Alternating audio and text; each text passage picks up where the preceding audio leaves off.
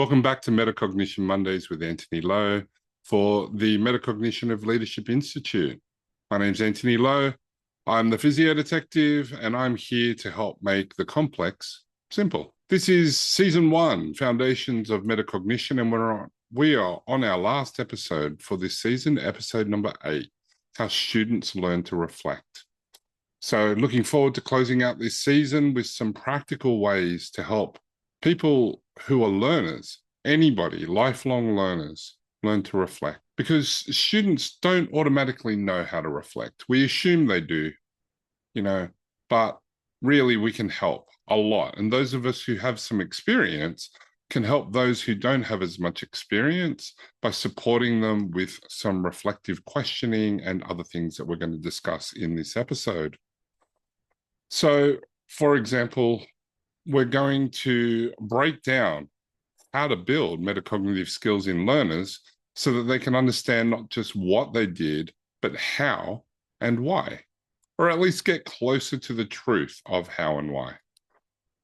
The 3 key talking points that we've got this episode is novice versus expert thinking, building metacognitive vocabulary, and scaffolding reflective questions. So I look forward to hearing your thoughts on the episode. Be sure to drop a like and subscribe, even a comment, and let us know how we're going on this. Right, novice versus expert thinking. Novices, they do tend to focus on the surface level details, or task completion. And to be honest, I think they need to. When you're first learning a new skill, it is proper and it is right to try and learn how to do the skill properly. However, I've seen far too many people stick to that level of understanding about how to do things. They take pride in how well they can do this particular technique. But what if they're basing it on just a protocol? And they're just applying it willy-nilly because that's what you do. When you see this thing, you do that thing. We want people to reflect. So novices will often ask, did I do it right? Rather than, why did I choose that? And that's fair. When you're learning a skill, you have to learn how to do things in a certain way. It's going to pass an exam usually. And that's fine. I don't have a problem with that. But why are you choosing that technique? In what context? What led you to that decision? What were the subjective features, the objective features that led you to choose that particular intervention, that particular exercise, that particular technique of an exercise? It could be so many different things. And so a novice's thinking might be fragmented. They may understand bits and pieces of the context around things. It may be rules-based because that's what they're being taught. When you see a butt wink, you've got to get them to do this, keep the ribs down, or whatever cue it is, right? Or they just may be reliant on authority. This is how they said we had to do it, so I do it this way, without thinking about why and what some of the contributing factors to successes are and the contributing factors to not successes are. And we want to provide that environment for them. An example would be when teaching a mobilization, okay? If you're teaching somebody a cervical mobilization, I'll ask a student and I'll ask them to do it and they'll do it. I'll ask them how they're doing it. I've been taught to press straight down. Great. How do you know what is helpful or not? What's the angle of the facet joints on average in the human neck? In which direction, right? How do the joints work? How do they move? Are you mobilized? Are you just bashing the surfaces together? How do you know? Just asking people to think about these things in the technical part of, am I doing it right? Because they still have to learn this stuff. And then we can go to the broader context as well. Experts, on the other hand, they integrate that context, those principles, and the prior experience. So when doing a neck mobilization, if we use that example again, the context might be that the person yesterday had full range of motion until they hit their head, and now they've only got a quarter of their range of motion. That's not likely going to be an osteophyte that grew overnight that's blocking it. The principle might be we want the joint surfaces to slide. And so if you're going perpendicular to the joint surfaces, what are you actually doing? And sometimes that may be what you want for whatever reason, but at least question it and know why. So experts will ask deeper questions. They'll make more flexible decisions, and they'll reflect during an action. So I teach patients all the time how to do a mobilization on their partner or on themselves. And, people ask me, my patients ask me all the time, how do you know where to push and how to push? And it's like, well, I feel the resistance.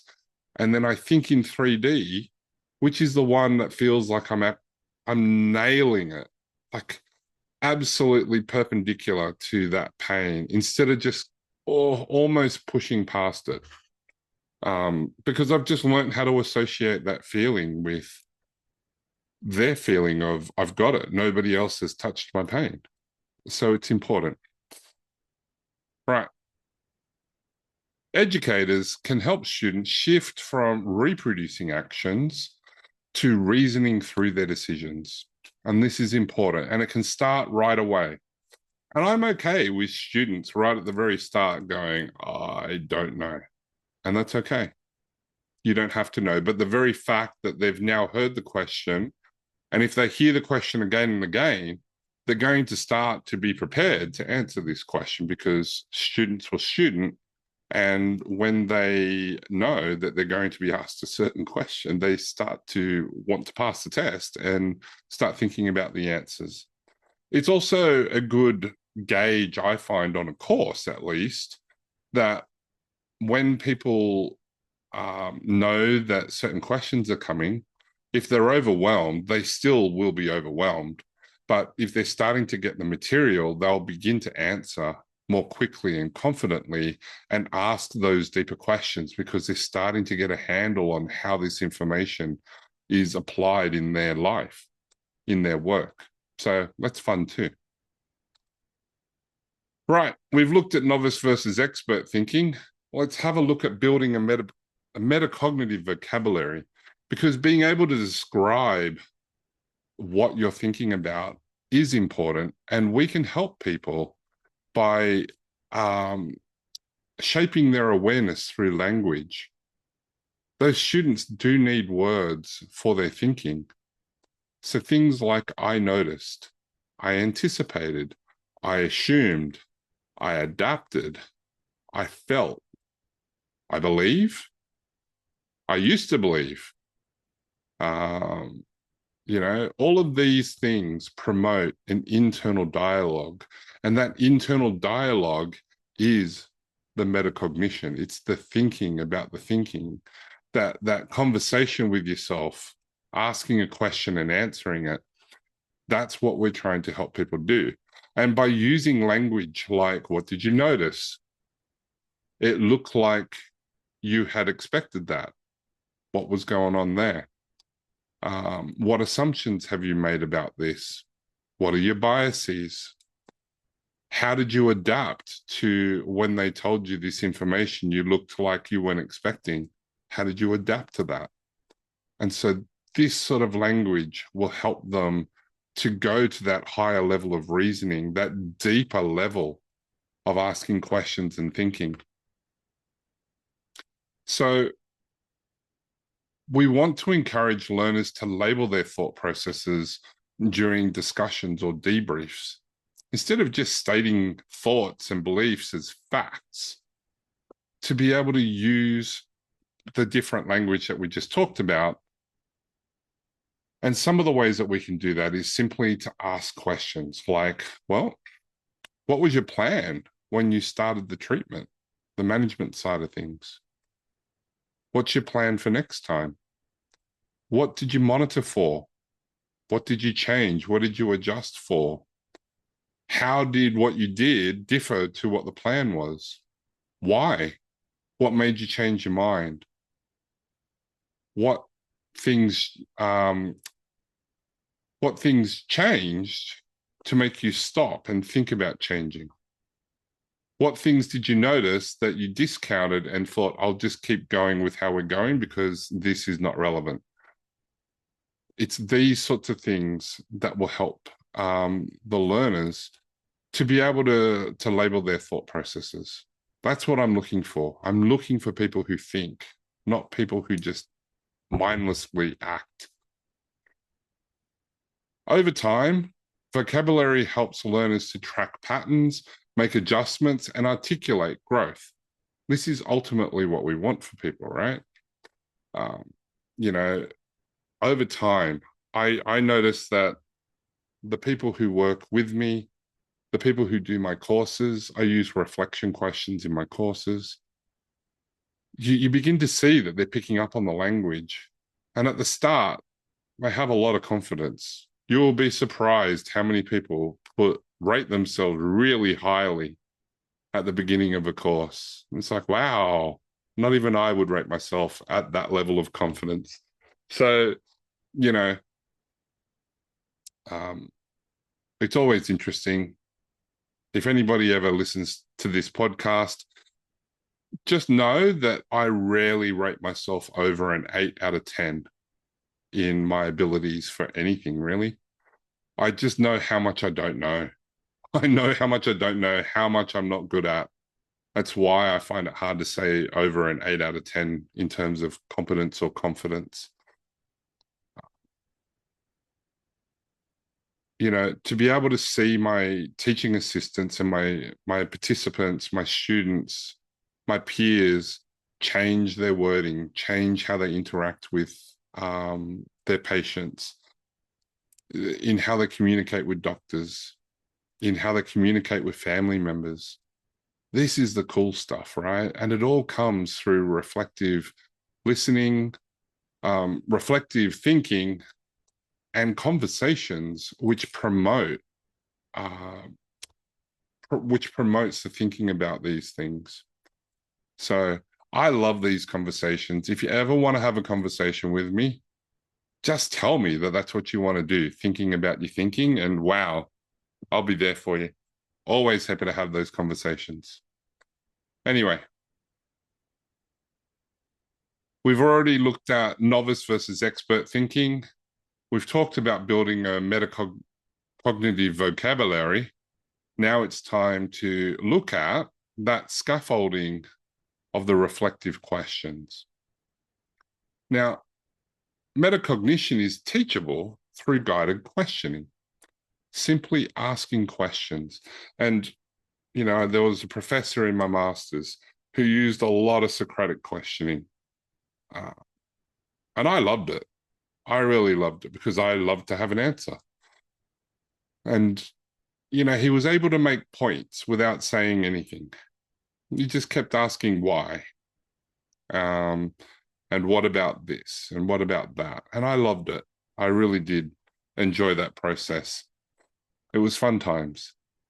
So metacognition is teachable. You can teach people to think about their thinking by asking questions. So we can begin with surface level things like, oops. We can begin with surface level things like simple prompts. What did you notice? That's a good one. What did you notice? What did you think? And then you can be more specific. What were you thinking about when they said that they had a disc that was pinching a nerve found on MRI? How did that change what you were thinking about? And then you can progress to even more complex questions like what reasoning led you to choose what you did, to choose your diagnosis? Even though they've got impingement signs, why did you decide that it wasn't really impingement, it was actually referred pain? You know, it looks like tendinopathy, it smells like tendinopathy, and yet you decided it wasn't tendinopathy. Why is that? I think these are good questions. And then you can use structured formats like the SOAP notes. So you can go through each, the subjective, the objective, the assessment, the plan, uh, reflection templates. I alluded to, different reflection uh, templates and flowcharts that I have that I use to teach people to think this way, or even case discussions. Bringing up a case study, sharing a story, and discussing your thinking around that, their thinking around that, why it was helpful to think about that. And a word on some case studies and case discussions. Often case studies are presented as a look how good I am type thing, right? And so I really do enjoy it when people bring the ones that were a shock or that shows how easily they made a mistake. And that's the sort of thing that I want to do too. One thing that you can do that can help students scaffold metacognition is to model your own reflection out loud so that they can see what metacognitive thinking sounds like. I remember teaching a course and the person asking the question liked my style. I liked how you were able to just sit there and listen to their story, confirm their story, look at their movements. But, in America, we have to record all these different things. Like, what would you do then? And then I just remember the look of shock on their face when I was able to rattle off all the objective measures. I did a shoulder assessment. So it was the abduction, forward flexion, external rotation, extension, hand behind back, hand behind head, horizontal flexion, horizontal extension ranges of motion on the left and the right sides, as well as the cervical spine clearing that I did and the special tests that I did for their shoulder. Just because I don't say it out loud doesn't mean that I'm not paying attention to things. In fact, they thought that I was just watching how they moved and not paying attention to the range of motion, the quality, the pain, all those sorts of things. And so it was important for me to show that actually I am thinking about these things. And so I've started to talk about that with my patients while I'm doing it. Hey, like this piece of information tells me that, well, it could be this or it could be that. So because I think it's this, I'm actually going to try test for that because I want to see if I can prove myself wrong. And that's really, really important to do. And I encourage you all to do it. So model your own reflection out loud so that the students can see what that metacognitive thinking sounds like. And then as your learners gradually get the idea, as the students feel more confident, as the novice practitioners gain more experience and practice, remove those supports. And as you see evidence of them internalizing that reflection routine, because then it should just come out in conversations. And that's what we're looking for, the unconscious competence of metacognition, right? It's fine for us to point out that they don't even know that there's a thing called metacognition, thinking about your thinking. So now they know about it and they're not doing it. Now they know they're consciously incompetent. And so now they're consciously competently doing it. And we want to get them to the point where they're just automatically thinking about their thinking and challenging it without even having to work hard at challenging it. That's the fun part. So, in summary for this episode, how students learn to reflect. We looked at novice versus expert thinking. We looked at building a metacognitive vocabulary. And we looked at scaffolding reflective questions to help learners learn and start that metacognitive process. So this week, I want you to just spend time and maybe put in the comments, how did you learn to think the way that you did? Did somebody teach you to think this way, or have you always thought this way? Have you even thought about how you think? Who shaped your reasoning process? Leave a comment. Let us know who they are. Let us know if you have any guests that you'd love to see on the podcast. I'm looking forward to that. So please leave that comment for us. Please like and subscribe and share it with your friends. If you found this first season helpful, please let us know. And then the next season is actually going to be developing metacognition in clinical practice. So the next season is 8 episodes on developing metacognition in clinical practice. I'm looking forward to it. I'm looking forward to having some guest speakers on the podcast. So if you have any ideas of who you'd love to see as a guest speaker on the podcast, please let us know. I will do my best to get an interview with them. Being able to talk about this is one of the best things that that I've done, because I love sharing about this, and I love talking about thinking about your thinking, and I love this curriculum that's been developed. And I love being able to just think about what we're going to do during the live and interacting with people and their cognitive biases, and, you know, learning from different guests. I've got like comedians and academics on my list of people to talk to. So I'm really looking forward to that. I'm looking forward to hearing what you think. My name's Antony Lo, the Physio Detective. If you like my style, if you like my content, and you want to find out how to make the complex simple, then please find me at Physio Detective on social media, or come find me at antonylo.com. I look forward to catching up with you on the next season of Metacognition Mondays with Antony Lo. Cheers.